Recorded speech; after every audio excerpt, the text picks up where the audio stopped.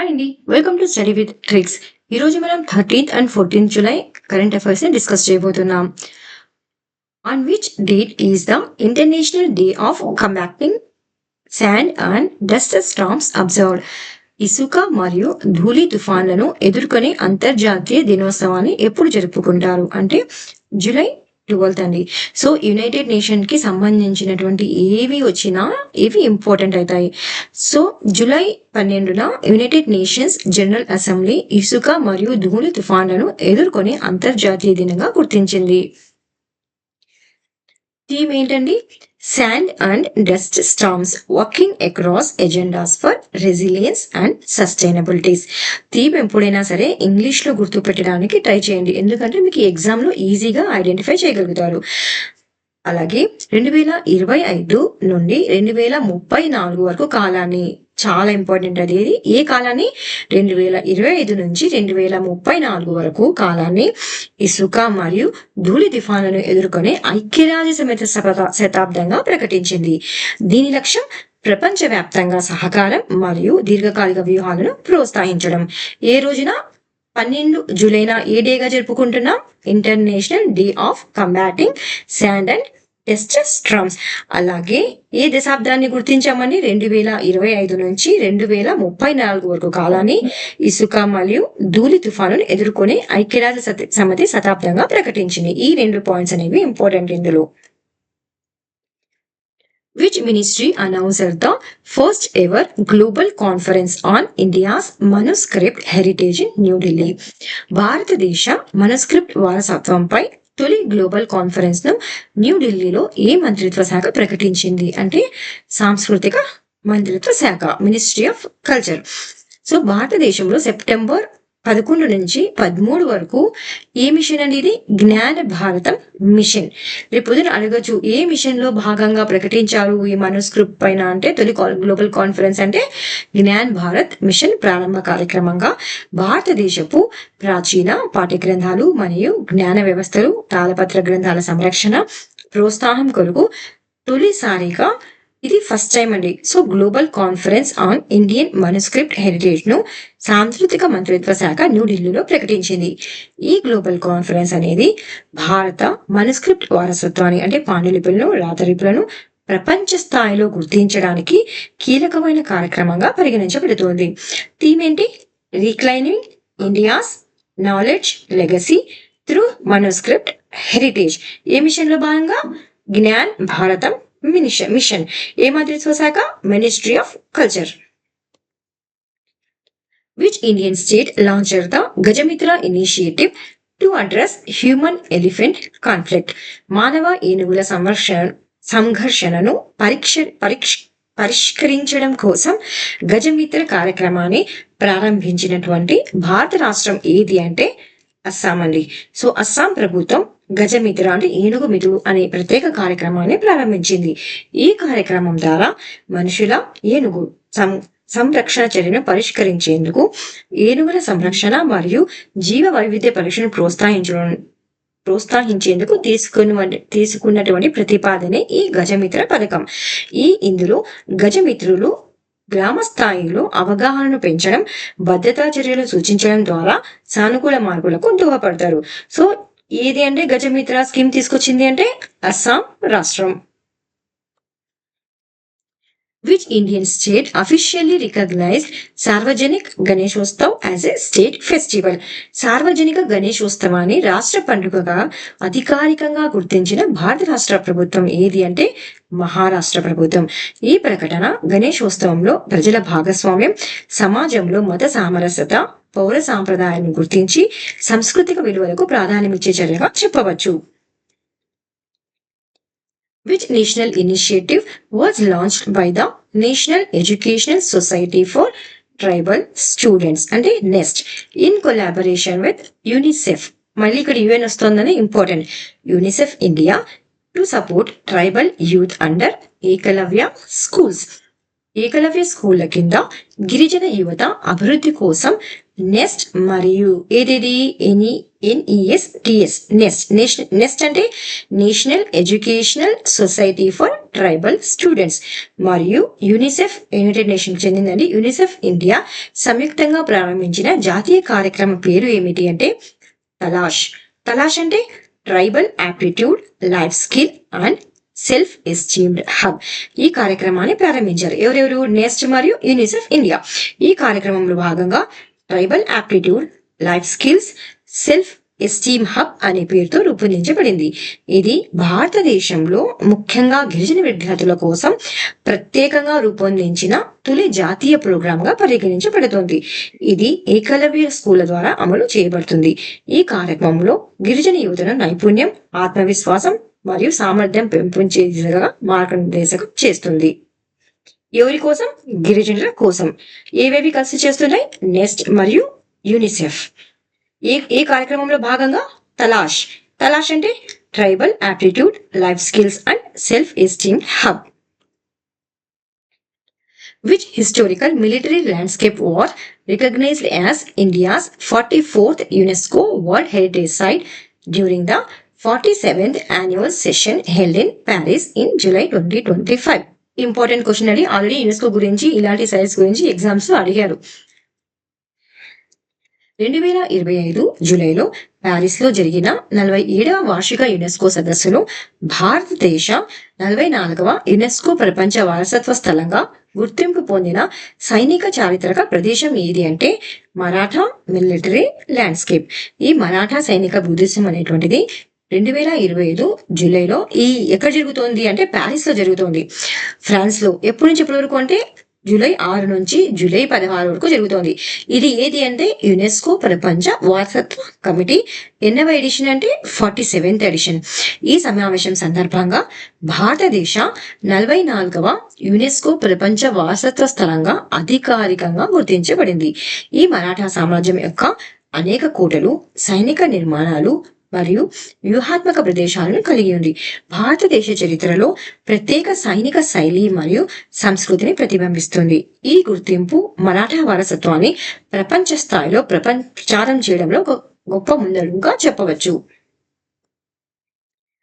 According to the cleanliness survey 2024, which city was declared the cleanest in India and will receive the Swachh Sarvekshan Award from the president. Cleanness survey 2024 ప్రకారం భారతదేశంలో శుభ్రమైన నగరంగా ఇక్కడ గుర్తించబడింది.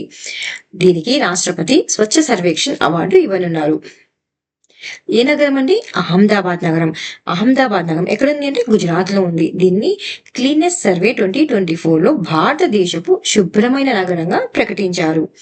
ఈ నగరానికి స్వచ్ఛ సర్వేక్షణ్ అవార్డును రాష్ట్రపతి ద్రౌపది ముర్ము గారు జూలై 17న న్యూఢిల్లీలో అందించనున్నారు. ఈ గుర్తింపు నగర పాలన, ప్రజల భాగస్వామ్యం మరియు పారిశుద్ధ పరిరక్షణకు నిరసనంగా ఉంది. సో ఇందులో 2వ స్థానం ఎవరు ఇచ్చారు అంటే భోపాల్ మధ్యప్రదేశ్.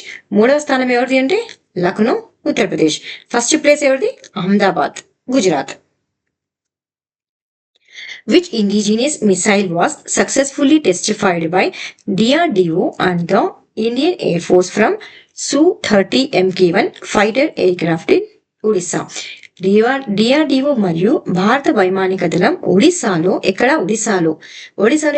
చాందీపూర్లో Su-30 MK యుద్ధ విమానం నుండి విజయవంతంగా పరీక్షించిన స్వదేశీ క్షిపణి పేరు ఏమిటి అంటే BVRAAM. సో ఎవరు అంటే డిఆర్డిఓ మరియు భారత వైమానిక దళం ఒడిశాలోని చాందీపూర్లోని ఇంటిగ్రేటెడ్ టెస్ట్ రేంజ్ నుండి BVRAAM అంటే beyond visual range air to air missile ఇది విజయవంతంగా పరీక్షించారు. ఎందులో నుంచి పరీక్షించారండి? Su-30 MK-1 యుద్ధ నౌక నుండి పరీక్షించారు. దేన్ని పరీక్షించారు? BVRAAM. ఇది ఒక మిసైల్. ఈ స్వదేశీ మిసైల్ కు అంటే BVRAAM కు ఇండిజినియస్ రేడియో ఫ్రీక్వెన్సీ సీకర్ సదుపాయంగా ఉంది. దీని పరిధి ఎంత అంటే 100 నుంచి 110 కిలోమీటర్ వరకు ఉంటుంది.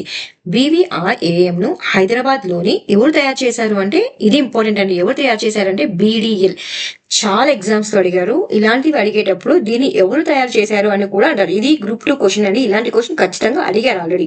సో ఇలాంటి క్వశ్చన్ కాబట్టి ఇక్కడ నేను తీసుకురావడం జరిగింది. సో ఎవరండి దీన్ని తయారు చేశారు అంటే భారత్ డైనమిక్స్ లిమిటెడ్. క్వశ్చన్ ఇలా కూడా అడగచ్చు. ఈ BVRM ను ఎవరు తయారు చేశారంటే భారత్ డైనమిక్స్ లిమిటెడ్. కానీ ఎవరి నుంచి ప్రయోగించారు అంటే Su-30MK1. ఈ ప్రయోగం భారత వైమానిక సామర్థ్యాన్ని మరింత అభివృద్ధి చేస్తూ స్వదేశీ సాంకేతిక బలాన్ని చేకూరుస్తుంది. Who became the India's 87th chess grand master? ఎవరంటే భారతదేశ 87వ చెస్ గ్రాండ్ మాస్టర్ గా ఎవరు గుర్తింపు పొందారు అంటే హరికృష్ణన్ అండి. సో జూలై 2025లో ఫ్రాన్స్ లో జరిగినటువంటి లా ప్లాగే ఇంటర్నేషనల్ చెస్ ఫెస్టివల్ లో తన 3వ గ్రాండ్ మాస్టర్ నామ్ను సాధించి భారతదేశ 87వ గ్రాండ్ మాస్టర్ గా గుర్తింపు పొందారు. ఎవరు? Harikrishna. Which city will host the ISSF World Cup in 2027 and the ISSF Junior World Cup Championship in 2028? ఎప్పుడైనా సరే ఫ్యూచర్ లో జరిగేటువంటివి కూడా ఎగ్జామ్ లో అడగడానికి అవకాశం ఉందండి. ఇది ఇప్పుడు జరగడం లేదు. అంటే ఎప్పుడు 2027 లో ఒకటి, 2028 లో ఒకటి. 2027 లో ఏం జరుగుతోంది? ISSF వరల్డ్ కప్ జరుగుతోంది. అదే 2028 లో ఏం జరుగుతోంది? Junior world cup championship 2028. So 2027లో ISSF వరల్డ్ కప్ మరియు 2028లో ISSF junior world cup championship కు ఆతిథ్యం ఇవ్వబోయే నగరం ఏది అంటే న్యూఢిల్లీ అండి. సో ఇండియాలో 2027లో international shooting sports federation world cup మరియు 2028లో ISSF junior world cup championship లకు న్యూఢిల్లీ ఆతిథ్యం ఇవ్వబోతోంది.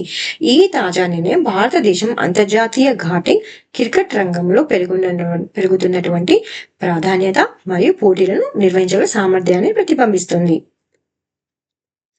Which Indian state launched the Operation Kalanemi to take action against fake signs exploiting public's belief?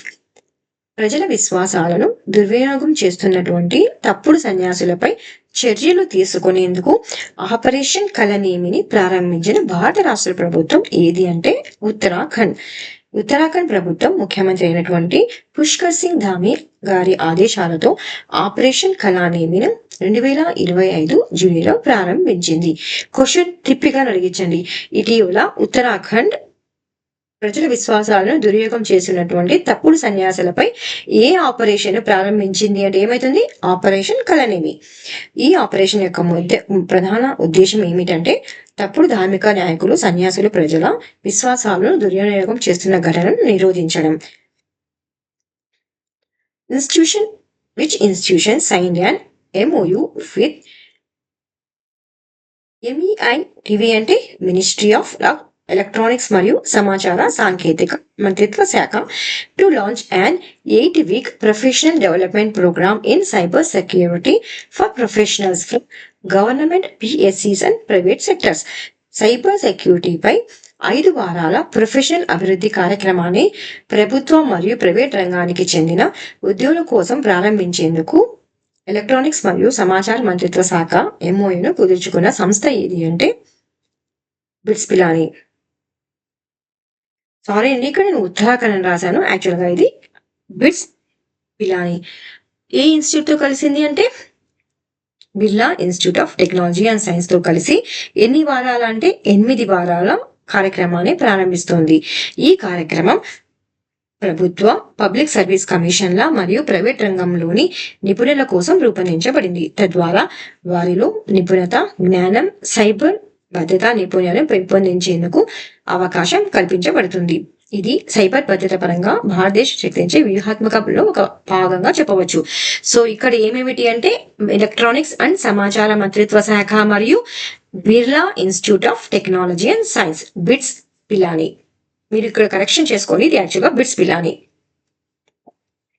Which police station became the first in India to receive ISO 9001:2015 certification from the Bureau of Indian Standards? భారతదేశంలో ISO 9001:2015 ధృవీకరణ పొందిన తొలి police station ఏది అంటే అతున్కల్ police station Kerala అండి.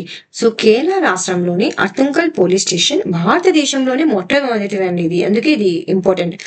భారతదేశంలోని మొదటి ISO 9001 2015 ధృవీకరణ పొందినటువంటి సర్టిఫికేషన్ పొందినటువంటి మొదటి పోలీస్ స్టేషన్ గా ఎవరి ద్వారా గుర్తింపు పొందింది అంటే బ్యూరో ఆఫ్ ఇండియన్ స్టాండర్డ్స్ ద్వారా గుర్తింపు పొందింది.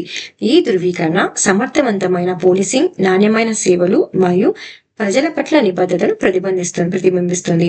ఇది పోలీస్ శాఖలో ప్రగతికి, పారదర్శకతకు మరియు అత్యుత్తమ నిర్వహణకు ప్రమాణాలకు సంకేతంగా చెప్పవచ్చు. Which Indian agency launched the Operation Fire Trial to crack down on illegal imports of Chinese firecrackers?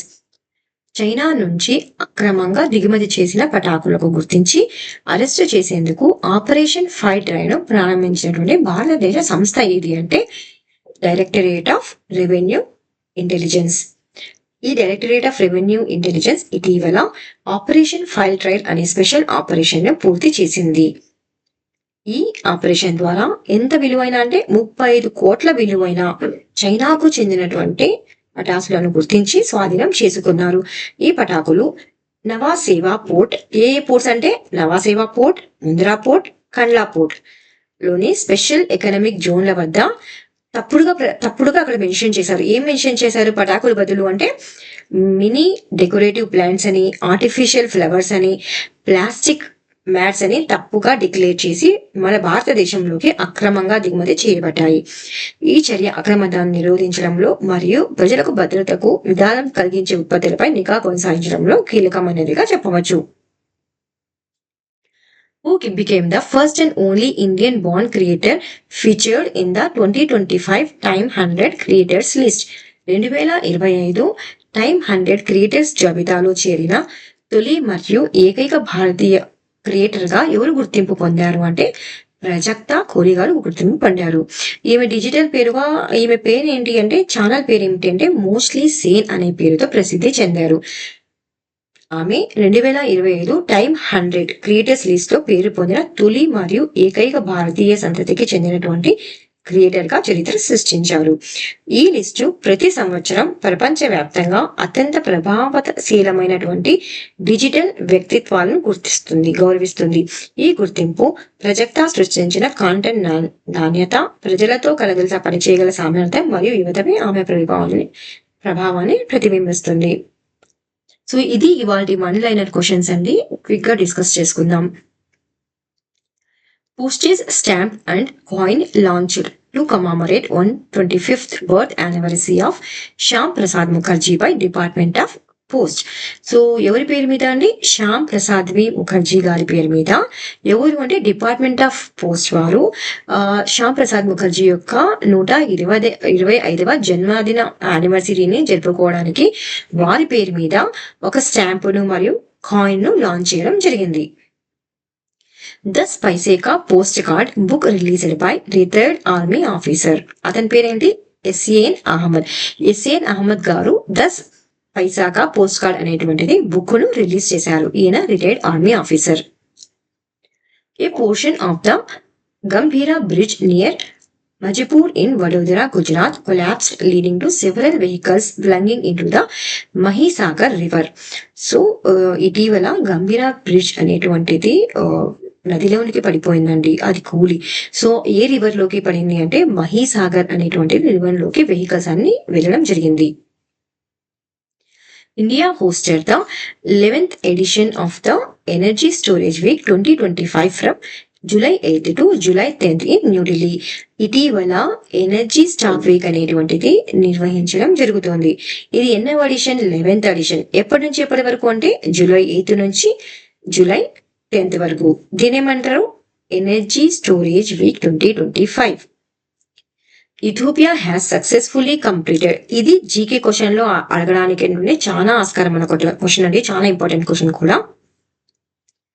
Ethiopia has successfully completed the Grand Renaissance Dam, now standing as an Africa's largest hydroelectric power project.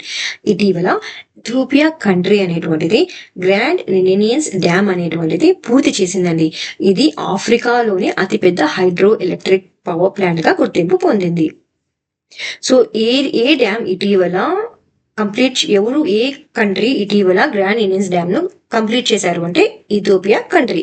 లేకపోతే Ethiopia country ఇటీవల ఏ dam ని పూర్తి చేసింది? ఆఫ్రికాలోనే అతిపెద్ద dam అంటే grand onions dam.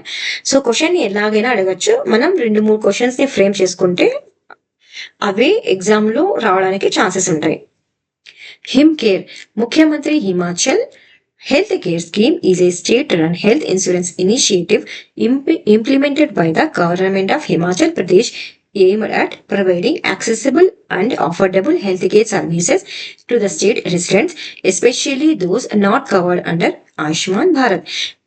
ఇటీవల him care అంటే ఈ ముఖ్యమంత్రి Himachal health care insurance scheme ను హిమాచల్ ప్రభుత్వం లాంచ్ చేసిందండి. ఇది అఫోర్డబుల్ హెల్త్ కేర్ ను ప్రజలకు ప్రొవైడ్ చేయడానికి, ఎవరైతే ఆయుష్మాన్ భారత్ లో కవర్ కాకుండా ఉంటారు కదా వారి కోసమే ఈ ఇన్సూరెన్స్ స్కీమ్ ను తీసుకురావడం జరిగింది. ఎవరు? హిమాచల్ ప్రదేశ్. ఏ పేరు మీద? హిమ్ కేర్ పైన. Retired IPS officer V.S. Ravi officially launched his latest book titled Confessions of a Shakespeare Addict at an event held in Hyderabad. ఇటీవల రిటైర్ అయినటువంటి ఐపీఎస్ ఆఫీసర్ అయినటువంటి విఎస్ రవి గారు తన బుక్ ని రిలీజ్ చేశారు. ఆ బుక్ పేరే confessions of A Shakespeare addict. So question ఎలా అడగచ్చు అంటే కన్ఫెషన్స్ ఆఫ్ షేక్స్పియర్ అడిక్ట్ ని ఇటీవల ఎవరు రిలీజ్ చేశారు అని అడగచ్చు. లేకపోతే కన్ఫెషన్స్ ఆఫ్ షేక్స్పియర్ అడిక్ట్ ఎవరి ద్వారా రిలీజ్ చేయబడింది అయినా అడగచ్చు. V S Ravi. HCL Software has officially unveiled its latest sovereign AI platform, Domino 14.5 platform designed to strengthen government data privacy empowers public sector organization. ఇటీవల HCL సాఫ్ట్వేర్ అనేటువంటి కంపెనీ ఆర్టిఫిషియల్ ఇంటెలిజెన్స్ ప్లాట్ఫామ్ అయినటువంటి domino 14.5 ను launch చేసిందండి. ఇది ఎందుకు తోడ్పడుతుందంటే government యొక్క data గోప్యతను ఉంచడానికి తోడ్పడుతుంది. ఏది? డామినో 14.5. ఎవరు దీన్ని అభివృద్ధి చేశారంటే HCL software. Team India achieving remarkable milestone by winning a total of 588 medals, including 280 gold at the 21st edition of the World Police and Fire Games 2025 held in Birmingham, Alabama, USA. ఇటీవల team India అనేటువంటిది ఎన్ని medals గెలుచుకుంది అంటే 588 medals ని గెలుచుకుంది. అందులో 280 అనేటువంటిది gold medals ఉన్నాయండి. ఇది ఎక్కడ జరిగింది అంటే ఏ ఈవెంట్ అంటే ఇది world police and fire games 2025. ఎన్నవ ఎడిషన్? 21వ ఎడిషన్. ఎక్కడ జరిగింది? బర్మింగ్హామ్, అలాబామా, USA లో జరిగింది. Priya Nair has been appointed as the first woman CEO and Managing Director of Hindustan Unilever. First time ఒక ఉమెన్ CEO హిందుస్థాన్ యూనిలీవర్ కి appoint అయింది. ఆమె పేరే ప్రియా నాయర్. ఇవి రివిజన్ క్వశ్చన్స్ అని క్విక్ గా చూసేద్దాం. 2025 ఈ పిన్ ప్రింటర్ ప్రైజ్ అనేది చాలా ఇంపార్టెంట్, ఒకసారి చూసుకోండి. 2025 పెన్ ప్రింటర్ ప్రైజ్ ను వలసలు, విశ్వాసం మరియు మహిళల జీవితాలపై రచనకు గాను ఎవరు గెలుచుకున్నారు అంటే లైలా అబోలేలా. ఉజ్జయినిలో కొత్త ఆకాశవాణి కేంద్రం ఏ పథకం కింద స్థాపించబడింది అంటే బైండ్ పథకం. ఉపకరణ్ ఈ పోర్టల్ ను ఎవరు ప్రారంభించారు? అలాగే ఢిల్లీలోని ఏఎంఎస్టీసీ కొత్త కార్యాలయాన్ని ఏ మంత్రిత్వ శాఖలు ప్రారంభించాయి అంటే హెచ్డి కుమారస్వామి గారు దీన్ని ప్రారంభించారు. ఏ మంత్రిత్వ శాఖలు అంటే ఉక్కు మంత్రిత్వ శాఖ మరియు భారీ పరిశ్రమల మంత్రిత్వ శాఖ. కేర్ ఎడ్జ్ నివేదిక ప్రకారం ప్రపంచంలోని అరుదైన భూమి మూలకాల్లో భారతదేశం ఎంత శాతం నిల్వలను కలిగి ఉంది అంటే 8% అండి. అది సౌత్ ఇండియా స్టేట్స్ అనేటువంటి ఆంధ్రప్రదేశ్, తమిళనాడు, కేరళలో ఉన్నాయి. ముంబైలో ఉన్న కార్నాక్ వంతెనకు పెట్టబడిన కొత్త పేరు ఏమిటి అంటే Sindoor flyover. Cruise Bharat mission లో చాలా ఇంపార్టెంట్ క్వశ్చన్ ఇది. క్రూయిజ్ భారత్ మిషన్ లో అధికారికంగా చేరిన తొలి భారతీయ రాష్ట్రం ఏది అంటే గుజరాత్ రాష్ట్రం. ట్విట్టర్ సహ స్థాపకుడు జాక్ డోసీ ప్రకటించిన బ్లూటూత్ ఆధారిత మేనేజింగ్ యాప్ పేరు ఏమిటి మరియు ఇది ఏ నెట్వర్కింగ్ టెక్నాలజీని ఉపయోగిస్తుంది అంటే ఏం పేరండి? యాప్ పేరు అంటే బిట్ చాట్. ఏ టెక్నాలజీ ఉపయోగిస్తుంది అంటే బ్లూటూత్ లో ఎనర్జీ మెష్ నెట్వర్కింగ్ టెక్నాలజీని ఇది ఉపయోగిస్తుంది. 2025 జూలై ప్రారంభంలో వాషింగ్టన్ రాష్ట్రంలోని మౌంట్ రేనియర్ వద్ద మౌంట్ రేనియర్ వద్ద భారీ భూకంపాల సమూహానికి, ఇది ఎక్కడుందని వాషింగ్టన్ లో ఉంది, యుఎస్ లో, సమూహానికి కారణం ఏమిటి అంటే అగ్నిపర్వతం. ఈ అగ్నిపర్వతం మౌంట్ రేనియర్ అగ్నిపర్వతం కింద ఉన్నటువంటి హైడ్రోథర్మల్ ద్రవాల కదలిక వల్ల భూకంపాలు అనేటువంటివి సంభవిస్తున్నాయి. 2025 జూలైలో జరిగిన 47వ ప్రపంచ వారసత్వ కమిటీ సమావేశంలో యునెస్కో ప్రమాద జాబితా నుండి తొలగించబడిన 3 ఆఫ్రికా దేశాలు ఏవి అంటే మడగాస్కర్, ఈజిప్ట్ మరియు లిబియా. ఈ సంవత్సరం చింతా రవీంద్రన్ అవార్డు గ్రహీత ఎవరు మరియు వారి రచనల ప్రధాన అంశాలు ఏవి అంటే అవార్డు గ్రహీత ఎవరండి? సరస్ కుమార్ లింబాలే. ఆ రచనలు ఏ ఆధారంగా రాయబడ్డాయి అంటే దళితుల గుర్తింపు, సమానత్వం మరియు మానవ హక్కులు. చెన్నై సమీపంలోని Hyundai HTWO green hydrogen innovation centre స్థాపించేందుకు ఏ 3 సంస్థలు కలిసి పనిచేస్తున్నాయి అంటే తమిళనాడు ప్రభుత్వం, హ్యుండాయ్ కంపెనీ మరియు IIT మద్రాస్. 2025 జూలైలో బ్రెజిల్ పర్యటన సందర్భంగా 2030 నాటికి భారత బ్రెజిల్ ద్వైపాక్షిక వాణిజ్యం కోసం ప్రధానమంత్రి నరేంద్ర మోదీ గారు ఏ లక్ష్యాన్ని నిర్దేశించారు? ఎంత సాధించాలి వారి మధ్య వాణిజ్యం అంటే $20 బిలియన్. ఎవరి మధ్య? భారతదేశం మరియు బ్రెజిల్. గార్సినియా కుసుమ అనే కొత్త ప్రజాతి అస్సాంలోని ఏ జిల్లాలో కనుగొనబడింది అంటే బక్సా జిల్లాలో. సో ఇది కరెంట్ అఫైర్స్ క్వశ్చన్ అండి. చాలా ఇంపార్టెంట్ క్వశ్చన్ ఇది, ఆంధ్రప్రదేశ్కి చెందినటువంటిది. ఒకసారి ఈ క్వశ్చన్ని మీరు రివ్యూ చేసి దాని గురించి మీకు ఏమైనా ఇంకా ఇన్ఫర్మేషన్ తెలిస్తే కమెంట్ బాక్స్లో రాయండి. Thank you so much for watching study with tricks.